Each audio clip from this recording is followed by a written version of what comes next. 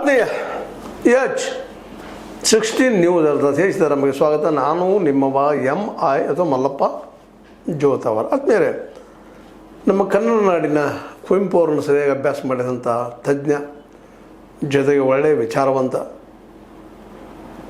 ಯಾವುದೇ ಧರ್ಮವನ್ನು ದ್ವೇಷಿಸದು ಒಬ್ಬ ವ್ಯಕ್ತಿ, ಜೊತೆಗೆ ವಿಚಾರವಾದವನ್ನು ವೈಜ್ಞಾನಿಕದಿಂದ ಬೆಳೆಸಬೇಕು ಅನ್ನುವಂಥ ಒಂದು ವಿಚಾರಧಾರೆಯ ವ್ಯಕ್ತಿ ಒಂದಿಷ್ಟು ಮಾತುಗಳನ್ನು ಮಾತಾಡಿದ್ದಾರೆ, ಫೇಸ್ಬುಕ್ದೆಲ್ಲ ಹೇಳಿದ್ದಾರೆ. ರಹಮತ್ ತರೀಕೆರೆ ಇವತ್ತು ಸಾಹಿತ್ಯ ಪ್ರಪಂಚದಲ್ಲಿ ಭಾಳಷ್ಟು ಚಾಲನೆಯಲ್ಲಿರುವ ಹೆಸರು. ಆದರೆ ಇವತ್ತು ಒಂದಿಷ್ಟು ರೈಟ್ ವಿಂಗ್ ಜನ, ಬಲಪಂಥಿ ಜನ ಇವರನ್ನು ವಿಚಾರವಾದಿಗಳು, ನಗರ ನಕ್ಸೈಟ್ಸು ಮತ್ತೇನು ಕರಿತಾ ಇರ್ತಾರೆ. ಕರೀಲಿ, ಏನು ತಪ್ಪಿಲ್ಲ, ಅದು ಅವ್ರ ವಿಚಾರ. ಆದರೆ ಅವರು ಈ ಬುದ್ಧಿಮತ್ತೆ ಮತ್ತು ಚೀನಾ ನಾಯಿ ಕುರಿತಾಗಿ, ಅಂದರೆ ಈಗ ನೀವು ಅದು ಸುದ್ದಿ ನೋಡಿರ್ತೀರಿ, ನಾವು ನಮ್ಮ ವಿಶ್ವವಿದ್ಯಾಲಯದಲ್ಲಿ ತಯಾರಾಗದ ಒಂದು ರೋಬೋ ನಾಯಿಯನ್ನು ನಾವು ತಯಾರು ಮಾಡಿದ್ದೀವಿ ಅಂತ ಹೇಳಿ ಪ್ರದರ್ಶನ ಮಾಡಿ ಹೆಂಗೆ ಅಪಾಚಿಗೀಡಾದೀವಿ ಅನ್ನೋದನ್ನು ರೆಫರೆನ್ಸ್ ಇಟ್ಟುಕೊಂಡು ನಾವು ಏನು ಆಗ್ತಾಯಿದ್ದೀವಿ, ಯಾಕೆ ಹಿಂಗೆ ಆಗ್ತಾಯಿದೆ ಅನ್ನೋಂಥ ಚಿಂತನೆ ಮಾಡಿ ಒಂದೆರಡು ಮಾತಾಡಿದ್ರೆ ನಾವು ಗಮನಿಸ್ಬೇಕಾಗಿದೆ. ಯಾಕೆಂದರೆ ಕೇವಲ ತಮಗೆ ಆಗದವರನ್ನು ನಮ್ಮ ರೈಟ್ ವಿಂಗ್ದವರು, ಸಂಪ್ರದಾಯವಾದಿಗಳು, ಬಲಪಂಥೀಯರು, ಅವ್ರು ನೆಕ್ಸ್ಟ್ ರೈಟ್ ರೀ, ಅವ್ರು ತಪ್ಪು ರೀ, ಅವ್ರು ದೇಶ ವಿರೋಧಿಗಳು ರೀ, ದೇಶದ್ರೋಹಿಗಳು ರೀ, ಏನಾದರೂ ಅವ್ರ ಬಗ್ಗೆ ಟೀಕೆ ಮಾಡಿದರೆ ಇದ್ದಿದ್ದು ವಸ್ತುಸ್ಥಿತಿ ಹೇಳಿದ್ರೆ ದೇಶದ್ರೋಹಿಗಳು ಅನ್ನುವಂಥ ಪಟ್ಟ ಗಟ್ಟಿಬಿಡೋದು ಸಾಮಾನ್ಯ ಆಗಿದೆ. ಹೀಗಾಗಿ ಇವತ್ತು ನಮ್ಮಲ್ಲಿ ವೈಜ್ಞಾನಿಕ ಡೆವಲಪ್ಮೆಂಟ್ ನಮ್ಮ ದೇಶದಲ್ಲಿ ಆಗ್ತಾಯಿಲ್ಲ. ಹೇಳ್ತೀವಿ AI ಇದೆಲ್ಲ ಮುಂದೆ ಹೋಗಿ ನಮ್ಮ ಮೋದಿ ಸಾಹೇಬರು ಮಾತಾಡಿದರು.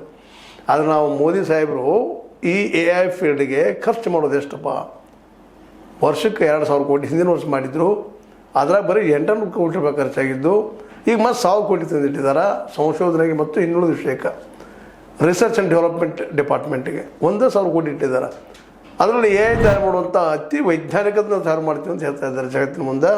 ಬರೀ ಒಂದು ಕಂಪ್ನಿಗಳು, ಅಮೇರಿಕಾದ ಕಂಪ್ನಿಗಳು, ಚೈನಾದ ಕಂಪ್ನಿಗಳು, ಒಂದು ಕಂಪ್ನಿಗಳು $1 ಬಿಲಿಯನ್ ಖರ್ಚು ಮಾಡ್ತಾ ಇದ್ದಾರೆ. ಸ್ವತಂತ್ರವಾದ ಮೀಡಿಯಾಗೆ ಬೇಕಾಗಿರುವುದು ಸ್ವತಂತ್ರ ಧ್ವನಿ. ಆ ಸ್ವತಂತ್ರ ಧ್ವನಿ ಉಳಿಸಲು ನೀವು ಮಾಡಬೇಕಾದದ್ದು ಇಷ್ಟೇ. ಅದೇನಪ್ಪಾ ಅಂತಂತಂದ್ರೆ, ನಿಮ್ಮ ಕೈಲಾದಷ್ಟು ಸಹಾಯ ಈ ಚಾನಲ್ಗೆ ಮಾಡಿ ಹಾಗೂ ನಿಮ್ಮ ಧ್ವನಿಯನ್ನು ಕಾಪಾಡಿಕೊಳ್ಳಿ.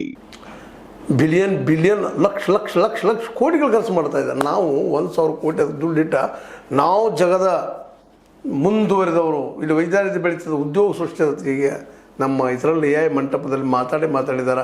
ಅನೇಕ ದೇಶದ ಅಲ್ಲಿ ಮುಖಂಡರು ಬಂದರೆ ನೋಡ್ತಾ ಇದ್ದಾರೆ. ನೋಡಿ ಅಂಥದ್ರಲ್ಲಿ ಇದು ಚೈನೀಸ್ ಇದು ಆದ್ಕೊಳ್ಳೆ ಸಹಜವಾಗಿ ಎಲ್ಲರಿಗೂ ಏನು ರೀ ಭಾಳ ಮಾತಾಡ್ತಾರೆ, ಕೆಲಸ ಕಡಿಮೆ ಮಾಡ್ತಾರೆ ಅನ್ನುವಂಥದ್ದು. ನಾನು ಮೇಲಿಂದ ಹೇಳುವಂಥದ್ದು, ಶಿಕ್ಷಣ ಕೇವಲ 2ಕ್ಕಿಂತಲೂ ಕಡಿಮೆ, ಅದರಲ್ಲೂ ರಿಸರ್ಚ್ ಆ್ಯಂಡ್ ಡೆವಲಪ್ಮೆಂಟ್ ಸಲುವಾಗಿ ಖರ್ಚು ಮಾಡೋದು ಇನ್ನೂ ಕಡಿಮೆ. 0.02 ಎಷ್ಟಾಗೋದು ಗೊತ್ತಿಲ್ಲ ನನಗೆ. ಯಾಕಂದ್ರೆ ಈ ವೈಜ್ಞಾನಿಕ ಡೆವಲಪ್ಮೆಂಟ್ಗೆ ಮಿನಿಮಮ್ ಅಂದ್ರೆ ಒಂದು ಲಕ್ಷ ಕೋಟಿ ದುಡ್ಡು ಇಡಬೇಕಾಗ್ತದೆ. ಯಾಕೆ ಎಲ್ಲ ಕಾಸ್ಟ್ಲಿ ಅದ. ಒಳ್ಳೆ ಬುದ್ಧಿವಂತರು ಕರೆಸ್ಬೇಕು, ಅವ್ರಿಗೆ ಟ್ರೈನಿಂಗ್ ತೊಗೋಬೇಕು, ನಮ್ಮ ಮಕ್ಕಳು ಕೊಡಿಸ್ಬೇಕು, ಮಾಡಬೇಕು ಟ್ರೈನಿಂಗ್. ಮತ್ತು ಯಾರು ತೊಗೊಳ್ಬೇಕು, ಮತ್ತು ದುಡ್ಡಿದ್ದವ್ರ ಮಕ್ಕಳು ತೊಗೋಬೇಕು, ದುಡ್ಡಿದ್ದವ್ರ ಮಕ್ಕಳು ಸಿಗೋಂಗಿಲ್ಲ ಸೀಟುಗಳೆಲ್ಲ. ಹೀಗಾಗಿ ವಿದ್ವತ್ ಏನದ ನಮ್ಮಲ್ಲೇ ಒಂದು ಪ್ರತಿಭೆ ಏನದ, ಅದಕ್ಕೆ ಅವಕಾಶ ಇಲ್ಲ. ಅಂತಂದ್ರೆ ನಾವು ಇವತ್ತು ನಾವು ಜಗದ AI ಆಗ್ತೀವಿ, ನಮ್ಮಲ್ಲಿ ಇಂಟೆಲಿಜೆನ್ಸ್ ಭಾಳ ಅದ, ಅವಕಾಶ ಬೇಕಲ್ರಿ ಅವ್ರಿಗೆ. ನಮ್ಮಲ್ಲಿ ಇಂಟೆಲಿಜೆನ್ಸ್ ಸಾಕಷ್ಟು ಅದ, ದುಡಿಬೇಕು ಪ್ರವೃತ್ತಿ ಸಾಕಷ್ಟು ಅದ, ಬಯಸ್ತಾ ಇದ್ದಾರೆ. ಅವ್ರಿಗೆ ಕಲಿಯೋದಕ್ಕೆ ಅವಕಾಶ ಇಲ್ಲಲ್ರಿ. ಎಲ್ಲನೂ ದುಡ್ಡು ಕೊಟ್ಟು ಕಲಿಯುವಂಥ ಪ್ರಸಂಗ ಅದ. ಆ ದುಡ್ಡು ಇಡೋಂಗಿಲ್ಲ ನೀವು ಗೌರ್ಮೆಂಟ್ದವರು. ಈ ಶಿಕ್ಷಣಕ್ಕೆ 2%, ಆದರೆ ಸಂಶೋಧನೆ ಇನ್ನೂ ಕಡಿಮೆ. ಮತ್ತು ಹೆಂಗೆ ನಮ್ಮಲ್ಲಿ ರಿಸರ್ಚ್ ಮಾಡ್ತಾರೋ, ಡೆವಲಪ್ಮೆಂಟ್ ಹೆಂಗೆ ಆಗ್ತಾವ ಅನ್ನೋದು ಒಂದು ದೊಡ್ಡ ಪ್ರಶ್ನೆ. ಇದು ನಮ್ಮ ಮೂಲಭೂತವಾದಿಗಳು ಉತ್ತರಬೇಕಾಗಿದೆ. ಸಂಪ್ರದಾಯವಾದಿಗಳು ಸುಮ್ಮನೆ ಏನೂ ಟೀಕೆ ಮಾಡ್ತಾ ಅಂತಲ್ಲ, ಈ ರಹಮತ್ ತರೀಕೆರೆಯವರು ಪ್ರಶ್ನೆ ಮಾಡ್ತಾ ಇದ್ದಾರೆ. ನೋಡ್ರಿ ಅದನ್ನು. ದೆಹಲಿಯ ಕೃತಕ ಬುದ್ಧಿಮತ್ತೆ ಅಂದರೆ AI, ಆರ್ಟಿಫಿಷಿಯಲ್ ಇಂಟೆಲಿಜೆನ್ಸಿ, ದೆಹಲಿಯ ಕೃತಕ ಬುದ್ಧಿಮತ್ತೆ ಸಮಾವೇಶದಲ್ಲಿ ಭಾರತದ ವಿಶ್ವವಿದ್ಯಾಲಯ ಒಂದು, ಅದ್ರ ಹೆಸರು ಹೇಳಕ್ಕೆ ಹೋಗಿಲ್ಲ ಅವ್ರು ಯಾವುದು ಅಂತೇಳಿ, ಒಂದು ಮಾಡಿರುವ ಅಂತಾರಾಷ್ಟ್ರೀಯ ಮುಜುಗರ ನಿರೀಕ್ಷಿತವಾಗಿದೆ. ತಂದಂತ ಯಾರೋ ತಯಾರು ಮಾಡಿದ ನಾಯಿ, ಚೈನಾದವ್ರು ತಯಾರು ಮಾಡಿದ್ದು, ದಕ್ಷಿಣ ಕೊರಿಯಾದವ್ರು ತಯಾರು ಮಾಡಿದ್ದು ಯಾವುದೋ ಒಂದು ವಸ್ತು ಅಂತಂದ, ಇದು ನಾವು ತಯಾರು ಮಾಡಿದ್ದು ಅಂತ ಹೇಳ್ತಾ ಇದ್ದಾರೆ ಕೊಂಡ ಮಾರ್ಗಳೆ ಅಂತಂದ. ಇದೆಂಥ ಭಾಷೆ, ಇದು ಆಗೋದು ಸಹಜಲ್ಲ ರೀ. ಇಲ್ಲಿ ವಿಜ್ಞಾನ ಹುಟ್ಟಲಿಕ್ಕೆ ಸಾಧ್ಯ ಇಲ್ಲ. ನಾವು ಪ್ರತಿಯೊಂದನ್ನು ಇಲ್ಲೇ ನಾವು ಈ ನೆಲಗಟ್ಟಿನಲ್ಲಿ, ಧಾರ್ಮಿಕ ನೆಲಗಟ್ಟಿನಲ್ಲಿ, ಮತಾಂಧತೆಯ ನೆಲಗಟ್ಟಿನಲ್ಲೇ ನಾವು ಅದನ್ನು ವಿಮರ್ಶೆ ಮಾಡ್ತಾ ಹೋದ್ರೆ ನಮಗೆ ಸತ್ಯ ಗೊತ್ತಾಗೋದಿಲ್ಲ. ಒಂದು ನಮ್ಮಲ್ಲಿ ವೈಜ್ಞಾನಿಕ ಬೆಳೆಯೋಕ್ಕೆ ಸಾಧ್ಯನೇ ಇಲ್ಲ. ನಾವು ಖರ್ಚು ಮಾಡೋದು ಎಷ್ಟು ರೀ. ನಾವು ಒಂದು ಕೊಡ ಹಾಲು ಕುದಿಸಿದಾಗ ಏನು 1 ಲೀಟ್ರ್ ಕವ ಬರ್ತದೆ. ನಾವು ಕುದಿಸಿದ 1 ತಮಿಗೆ ನೀರು, 1 ತಮಿಗೆ ಹಾಲು, ಅದ್ರಾಗಿಂದ ನಮಗೆ 1 ಕಿಲೋ ಇದು ಬರ್ತದಲ್ಲ ಕವ, ಸಾಧ್ಯನೇ ಇಲ್ಲ. ಇದನ್ನು ನಾವು ಇವತ್ತು ವಿಚಾರ ಮಾಡಬೇಕಾಗ್ಯದ, ನಮ್ಮ ಸರ್ಕಾರ ವಿಚಾರ ಮಾಡಬೇಕಾಗಿದೆ, ಮೋದಿಯವರು ವಿಚಾರ ಮಾಡಬೇಕಾಗ್ಯದ, ನಾವು ಎಷ್ಟು ಖರ್ಚು ಮಾಡಿದ್ದೇವಪ್ಪ ಇದ್ರ ಬಗ್ಗೆ ಅಂತೇಳಿ. ಆಮೇಲೆ ಅವರು ಮಾತಾಡಲಿ. ಆದರೆ ದೇಶ ತುಂಬ ಇವತ್ತೆಲ್ಲ ಬರೇ ಮತಾಂಧ ವಿಚಾರಗಳು, ಹಿಂದುತ್ವವಾದ, ಮತ್ತೇನುವಾದ, ಮುಸ್ಲಿಂ ವಿರೋಧಿ ಮಾತುಗಳು, ಮಾಬ್ ಲಿಂಚಿಂಗ, ಇದು ಬಿಟ್ಟು ಮತ್ತೊಂದು ಇಲ್ಲಿಲ್ಲ. ಶಿಕ್ಷಣ ಪ್ರೈವೇಟೈಸೇಷನ್ ಮಾಡಿ ಹೋಗಿ ಬಿಟ್ಟಿದ್ದಾರೆ. ಹೈಯರ್ ಎಜುಕೇಷನ್ ಅಂತ ಪ್ರೈವೇಟೈಸೇಷನ್, ಎಲ್ಲ ಯೂನಿವರ್ಸಿಟಿ, ಪ್ರೈವೇಟ್ ಯೂನಿವರ್ಸಿಟಿಗಳು ಅವ್ರಿಗೇನು ಸಹಾಯ ಮಾಡೋಂಗಿಲ್ಲ. ಅವ್ರು ಏನು ಮಾಡ್ಕೋತಾರೆ ಗೌರ್ಮೆಂಟ್ ಅವ್ರಿಗೇನು ಸಹಾಯ ಇಲ್ಲ. ಅವ್ರು ಸ್ವಂತ ದುಡ್ಡು ಹಾಕ್ತಾರೆ, ವ್ಯಾಪಾರ ಮಾಡ್ಕೋತಾರೆ, ದುಡ್ಡು ಗಳಿಸ್ಕೊಂಡು ಹೋಗಿಬಿಡ್ತಾರೆ. ಇವನ್ MA BA GS ಪ್ರೈವೇಟ್ದವ್ರು ಕೊಟ್ಬಿಟ್ಟಿದ್ದಾರೆ. ಅವ್ರು ಸಿಕ್ಕಂಗೆ ಹರಿತಾ ಇದ್ದಾರೆ. ಜನಸಾಮಾನ್ಯರು ದುಡ್ಡು ಇಲ್ಲದವ್ರು ಇಲ್ಲ ಹೊರಗೆ ಉಳಿದ್ಬಿಡೋದು. ಇಂಥ ಪ್ರಸಂಗ ಇಡೀ ದೇಶ ತುಂಬೋದ್ರೆ ಇದು, ಅದನ್ನೇ ನೆನಪು ಮಾಡ್ತಾ ಇದ್ದಾರೆ.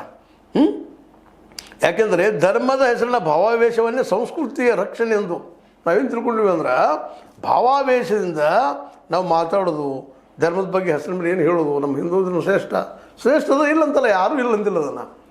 ಆದರೆ ಅದನ್ನೇ ಹೇಳ್ಕೊಂಡು ಹೋಗಿದ್ದು ಆ ಹಿಂದೂ ಧರ್ಮ ಹೆಂಗೆ ಶ್ರೇಷ್ಠ ಅಂತ ನೀವು ಅಭ್ಯಾಸ ಮಾಡೋದನ್ನು ಶ್ರೇಷ್ಠ ಆಗ್ಯದ. ಇಂಥ ಎಲ್ಲ ಅನೇಕ ಸಂಶೋಧನೆಗಳು ಆಗಿದ್ದಾವೆ. ಅಂಥದ್ದು ಮಾಡ್ರಿ ಅಂತ ಹೇಳ್ಬೇಕಾಗ್ಯದ, ವೈಜ್ಞಾನಿಕ ಬೆಳೆಸ್ಕೊಳ್ರಿ ಅಂತ ಹೇಳ್ಬೇಕಾಗ್ಯದ. ಅದಕ್ಕೆ ಸರ್ಕಾರಿ ಸ್ವತಃ BJP ಸರ್ಕಾರದ ಸಂಪ್ರದಾಯವಾದಿಗಳ ಗುರು BJP ಅವ್ರು ಯಾಕೆ ಎಲ್ಲ ಹಿಂದೂಗಳಿಗಿನ ಮಾಡಲಿ, ಅವರು ಎಲ್ಲ ಹಿಂದೂ ಮಕ್ಕಳಿಗೆ ಫ್ರೀ ಎಜುಕೇಷನ್ ಯಾಕೆ ಮಾಡ್ತಾಯಿಲ್ಲ? ಮಾಡಿದ್ರೆ ಹೈಯರ್ ಎಜುಕೇಷನ್ ಇಂಥ ಎಲ್ಲ ಕೊಟ್ಟರೆ ಅವ್ರು ಸಂಶೋಧನೆ ಮಾಡ್ತಾರೆ ರೀ. ಅವ್ರು ಮಾಡ್ಬೇಕಂತದ.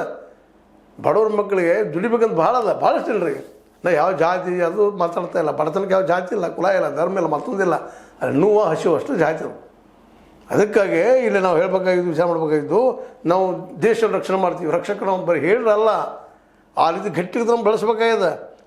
ರಕ್ಷಣೆ ಎಂದು ದ್ವೇಷವನ್ನೇ ದ್ವೇಷಭಕ್ತಿ ಎಂದು ನಂಬಿಸುವ, ದ್ವೇಷ ಮಾಡೋದು, ಹಿಂದೂಗಳು ಮುಸಲ್ಮಾನ್ ನೋಡ್ರೆ ದ್ವೇಷ ಮಾಡೋದು, ಮುಸಲ್ಮಾನ್ ಹಿಂದೂಗಳು ನೋಡ್ರೆ ದ್ವೇಷ ಮಾಡೋದು, ಕ್ರಿಶ್ಚಿಯನ್ ನೋಡ್ರೆ ದ್ವೇಷ ಮಾಡೋದು, ಅಥವಾ ಮತ್ತು ಇನ್ನುಳಿದ ಧರ್ಮದವ್ರು ನೋಡ್ರೆ ದ್ವೇಷ ಮಾಡೋದು, ಮೇಲ್ಜಾತಿಯವ್ರು ಕೆಳಜಾತಿಯವ್ರನ್ನ ದ್ವೇಷ ಮಾಡೋದು, ಇದನ್ನು ನಾವು ಕಲಿಸ್ತಾ ಇದ್ವಿ. ಇವತ್ತು ಇದು ಹೋಗ್ಬೇಕಾಗಿದ್ದಾರೆ. ಬಾಯಲ್ಲಿ ಹೇಳೋದು ಹೋಗ್ಬೇಕ್ರಿ, ಧರ್ಮಾತೀತ ಆಗಬೇಕು, ಜಾತ್ಯಾತೀತ ಆಗಬೇಕು, ಎಲ್ಲ ಮಾತಾಡೋದು ಗಂಟೆ ಇಡಲೆ. ಮತ್ತು ಹೊರಗೆ ಅಂದ್ಕೊಂಡು ನೀವು ಯಾವ ಜಾತಿ ಅವಪ್ಪ, ನೀವು ಯಾವ ಧರ್ಮದವ, ಏನು ಅಂತ ಶುರು. ಅವ್ರು ಎಲ್ಲವರು ಯಾವ ಜಾತಿಯವರು, ಯಾಕೆ ಹೋದವ್ರು, ಇದು ಇದ್ದಾಗ ಹೆಂಗೆ ಈ ದೇಶ ಡೆವಲಪ್ ಆಗ್ತದೆ?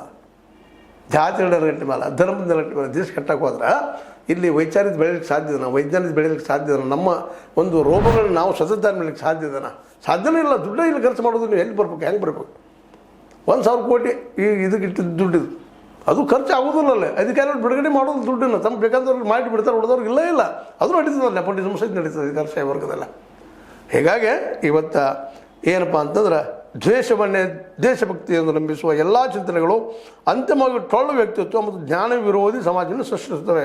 ಹೀಗಾಗಿ ಇವತ್ತು ಏನಾಗಿತ್ತಪ್ಪ ಅಂದ್ರೆ, ಟೊಳ್ಳು ವ್ಯಕ್ತಿತ್ವ, ನಾವು ವಿಶ್ವ ಅಲ್ಲರಿ, ಅಮೇರಿಕಾದಿಂದ, ಯುರೋಪ್ ಖಂಡದಿಂದ, ಇಂಗ್ಲೆಂಡ್ದಿಂದ ಎಷ್ಟು ಜನ ನಮ್ಮ ದೇಶದಲ್ಲಿ ಬಂದ ನಮ್ಮ ಯೂನಿವರ್ಸಿಟಿಗಳಲ್ಲಿ ಕಲಿತಾ ಇದ್ದಾರೆ. ತೆಗಿರ ಲೆಕ್ಕ ನೋಡೋಣ ಅದನ್ನು. ಅದು ಶ್ವೇತ ಪದ ಹೊರಗೆ ಬಿಡಿಸ್ರಿ, ಬಿಡುಗಡೆ ಮಾಡಿರಿ. ಅದು ನಮ್ಮವ್ರು ಅಮೇರಿಕಾಗೆ ಹೋಗೋದು ಬಡದಾಡ್ತಾ ಇರ್ತಾರೆ, USA ಹೋಗೋದು ಬಡದಾಡ್ತಾ ಇರ್ತಾರೆ. ಅಮೇರಿಕಾ US ಎರಡು ಒಂದವು. ಅಂತ ಇದಕ್ಕೆ ಯುನೈಟೆಡ್ ಕಿಂಗ್ಡಮ್ಗೆ ಹೋಗ್ಬೇಕಂತಾರೆ, ಅಥವಾ ಯುರೋಪಿಯನ್ ಯೂನಿಯನ್ಗೆ ಹೋಗ್ಬೇಕಂತಾರೆ ಕಲೀಲಿಕ್ಕೆ. ಯಾಕೆ ಇತ್ತೀಚೆಗೆ ಚೈನಾಕ್ಕೆ ಸಹಿತ ಹೋಗ್ತೀನಿ ಅಂತ ಇದ್ದಾರೆ. ಯಾಕಂದರೆ ಆ ದೇಶಗಳಲ್ಲಿ 20 ರಿಂದ 25% ದುಡ್ಡಿನ ಶಿಕ್ಷಣಕ್ಕೆ ಹೈಯರ್ ಎಜುಕೇಷನ್ ಇಟ್ಟಿದ್ದಾರೆ ಅವರು. ಅಲ್ಲಿ ಎಲ್ಲ ಮಕ್ಕಳು ಫ್ರೀ ಕೊಡ್ಲಿಕ್ಕೆ ಪ್ರಯತ್ನ ಮಾಡ್ತಾ ಇದ್ದಾರೆ. ಮತ್ತು ಹೈಯರ್ ಎಜುಕೇಷನ್ನ ಲೋನ್ ಕೊಡ್ತಾರೆ, ಸ್ವತಃ ಗೌರ್ಮೆಂಟ್ ಕೊಟ್ಟು ಕಲಿಸಾರೆ. ಅವ್ರಿಗಿಂದ ಕೆಲಸ ತೊಗೊಳ್ತಾವ, ಆ ಕಂಪ್ನಿಯಲ್ಲಿ ಕೆಲಸ ಮಾಡಿ ಕಂಪ್ನಿಗಳಿಂದ ಸಾಲ ಹಿಡಿತಾರೆ ಅವರು. ಇಲ್ಲಿ ಎಂಥ ವೇಸ್ಟ್ ಅದ ಅವಕಾಶಗಳು. ಬರೀ 1,000 ಕೋಟಿ ವರದಿ ಅದ, ನೋಡು ಎಷ್ಟು ಅದಾವ ಬಿಡುಗಡೆ ಮಾಡಬೇಕು ಸರ್ಕಾರ. ಹೀಗಾಗಿ ಟೊಳ್ಳು ವ್ಯಕ್ತಿತ್ವ ಆಗ್ತದೆ. ಮತ್ತು ಜ್ಞಾನ ವಿರೋಧಿ ಸಮಾಜವನ್ನು, ನಿಜವಾದ ಜ್ಞಾನ ಎಲ್ಲರೂ ಒಳಗೊಳ್ಳುವಂಥದ್ದು, ನಾನು ನೀನು ಎಲ್ಲ ಒಂದಪ್ಪ ಅಂತ ತೊಗೊಂಡೋಗುವಂಥದ್ದು. ನೀ ಹಿಂದೂ, ನೀ ಮುಸಲ್ಮಾನ, ಮತ್ತೊಂದು ಮುಗಿದೊಂದು, ನೀ ಆ ಜಾತಿ ಅವನು ಈ ಜಾತಿ ಅವನದು ಅಲ್ಲದು. ಇದನ್ನೆಲ್ಲ ಮೀರಿದ ಜ್ಞಾನ, ಅದನ್ನು ಕೊಡುವಂಥ ಶಿಕ್ಷಣ ನಮ್ಮಲ್ಲಿ ಇಲ್ಲ ಅನ್ನುವಂಥ ಮಾತನ್ನು ನಮ್ಮ ರಹಮತ್ ತೆರಿಕೆರೆ ಅವರು ಸ್ಪಷ್ಟವಾಗಿ ಹೇಳ್ತಾ ಇದ್ದಾರೆ, ತಮ್ಮ ಫೇಸ್ಬುಕ್ದಲ್ಲಿ ಬರ್ಕೊಳ್ತಾ ಇದ್ದಾರೆ. ಇದನ್ನೆಲ್ಲ ಗಮನಿಸಿದಾಗ ನಾವು ಎತ್ತು ಹೊರಟಿದ್ದೀವಿ ಅನ್ನೋದ್ರ ಬಗ್ಗೆ ನಮಗೆ ಸ್ಪಷ್ಟ ಆಗ್ತಾ ಹೋಗ್ತದೆ. ಅದಕ್ಕಾಗಿ ಅದನ್ನು ಬಿಡ್ರಿ. ನಮ್ಮ ಜ್ಞಾನ ನಮ್ಗೆ ಹೆಚ್ಚಬೇಕಾದ್ರೆ ನಮ್ಮಲ್ಲೇ ವೈಜ್ಞಾನಿಕ ಚಿಂತನೆ ಹೆಚ್ಚು ಮಾಡಿರಿ, ವೈಚಾರಿಕ ಹೆಚ್ಚು ಮಾಡಿರಿ, ಶಿಕ್ಷಣ ಎಲ್ಲರಿಗೂ ಫ್ರೀ ಮಾಡಿರಿ ಅನ್ನೋದು ನಮ್ಮೆಲ್ಲರ ಒತ್ತಡ. ಸುಮ್ಮನೆ ಆ ಗ್ಯಾರಂಟಿ ಈ ಗ್ಯಾರಂಟಿ ಅಂತ ಏನೇನೋ ಮಾಡಿ ಸರ್ಕಾರದ ಖಜಾನೆಯ ದುಡ್ಡನ್ನು ಖಾಲಿ ಮಾಡೋಕ್ಕಿಂತರೂ ಶಿಕ್ಷಣ ಮತ್ತು ಆರೋಗ್ಯದ ಕಡೆ ಗಮನ ಹರಿಸಿದ್ರೆ, ಅವ್ರಿಗೆ ಮ್ಯಾಕ್ಸಿಮಮ್ ದುಡ್ಡನ್ನು ಖರ್ಚು ಮಾಡಿದರೆ ಪ್ರತಿ ಬಜೆಟಿನ, ಪ್ರತಿ ಸ್ಟೇಟ್, ಪ್ರತಿ ರಾಜ್ಯ, ಪ್ರತಿ ನಮ್ಮ ದೇಶ ತನ್ನ ಬಜೆಟ್ಟಿನ 20 ರಿಂದ 25% ದುಡ್ಡನ್ನ ಶಿಕ್ಷಣಕ್ಕೆ ಹಾಕಿದರೆ ನೋಡಿರಿ ಮುಂದಿನ 10 ವರ್ಷಗಳು ಏನಾಗ್ತದೆ ಅಂತೇಳಿ. ಆಗ ನೀವೇನಾದ್ರು ವಿಶ್ವಗುರು ಅನ್ಬೋದು. ಈಗೇನಿಲ್ಲ. ಏನಂತ ಇದಕ್ಕೆ ಲೈಕ್ ಮಾಡಿ, ಶೇರ್ ಮಾಡಿ, ಕಾಮೆಂಟ್ ಮಾಡಿ, ಜೊತೆ ಸಬ್ಸ್ಕ್ರೈಬ್ ಮಾಡಿರಿ. H60 ನ್ಯೂಸ್ ಅಂತ ಹೇಳಿ ಸಿದ್ದರಾಮಯ್ಯ ವಂದನೆಗಳು.